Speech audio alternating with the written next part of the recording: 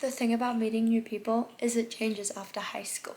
And what not a lot of people realize is that you have to put yourself out there and make the opportunities for yourself. What a difference it makes.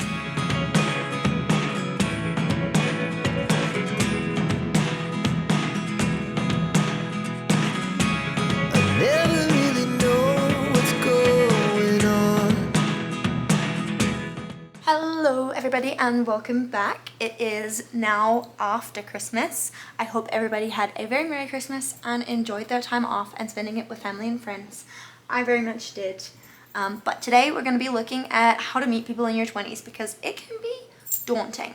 I googled the top few ways to meet people in your 20s, especially because it's hard for me as a distance student in a completely new country. You'd think it'd be easier, but this place is a lot more rural and there's not a whole lot of opportunities, so we're going to try and make the best of the situation and try these out.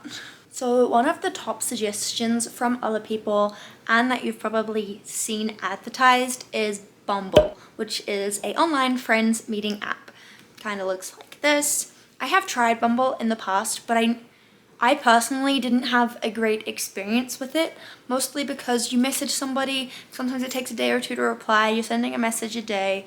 It takes a very long time to get to know somebody, and not everybody's willing to meet up on there. I guess I just didn't have a very good run of it because I know multiple people who have managed to use it and get some friends out of it. I don't know, I just feel like it's quite a difficult one to use, and unfortunately Tinder, more people respond on Tinder, but people aren't really looking for friends on Tinder. They're looking for a little bit more than friends. Another one that I have here on my list from Google is house sharing or having roommates. This is how I met people in New Zealand, and it is how I met Sawyer, and I would say Sawyer is probably a friend of mine. Between friend or acquaintance, she wouldn't be a close friend, but her and I get along really, really well, and it's predominantly because we live in this and share the same space. So it's because you're like, I don't know, other people are different, but for me it's easier to meet people and get close with people when you're in a combined shared space for a prolonged period of time, which is what roommates are, and it beats living alone. I'm actually about to move into a new flat with 2 other girls, and hopefully that will also help me get out there and meet some new people. So when I was Googling for this video to see what suggestions Google had, I saw a Facebook group by the name of Talk 20s Hub. So I have joined that hub and I'm gonna wait and see if I get accepted into the group, and I'll keep you updated on how that goes. A good way to start talking to new people is online, through social media or through Facebook groups. You can find ones with common interests. You can find age group related ones such as this one. For a while I was part of a YouTube video posting community, which was pretty cool. I don't think I used it to the fullest. I didn't like put myself out there as much as I should have, but yeah, I think it's a good way to reach out to people. Or if you're bold enough, you can find a Instagrammer or someone that you think relates to you and you get along really well with, and just send them a message and see what happens. The worst thing that's going to happen is they're going to ignore you or say no sorry. So go for it. The next one that I have for you here is actually through work, so co-workers. I met people while I was paving through the paving company and just being around other people. Unfortunately those kind of people weren't my crowd, and that's okay, but it did expose me to new people. I don't see heaps of them outside of work other than Chase's friends, which is how I got the job.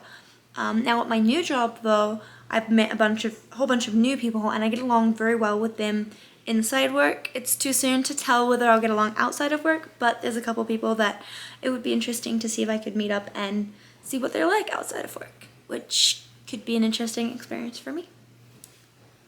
But new job or colleagues, people that you don't typically talk to, go out of your way to talk to at work, you just kind of walk past them, just say hey or make a little bit more effort to try and talk to them.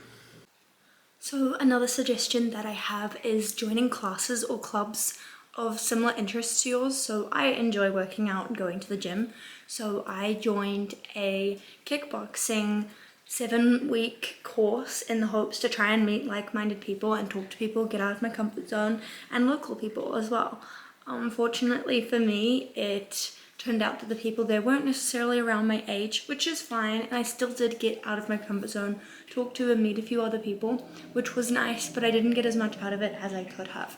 So I'm definitely going to try again this time around. I might try the TRX, or as you saw, you can also look at stuff like climbing gyms or skating groups, things like that are related to what you do. If you're into ice hockey and you're in Canada, you could try out joining an ice hockey team.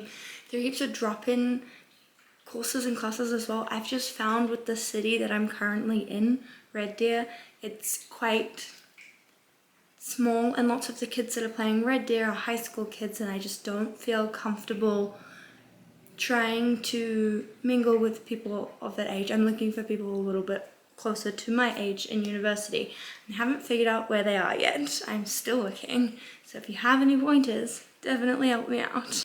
Local events and shows or concerts is another one, and a good way to find them is on either Meetup, which kind of looks like this, or there is Facebook events. And so I've been looking at Facebook events fairly frequently, trying to find something that will work for me. I'm not a big fan of concerts and loud crowds, but we did head to Bose one night and watch some live music, which was awesome.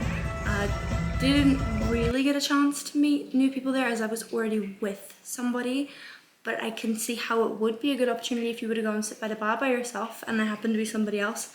Good way to start conversation. We did talk to the couple next to us a little bit, which was quite nice. And other events, like there's also New Year's events on there at the moment. That's a gingerbread baking or house decorating one.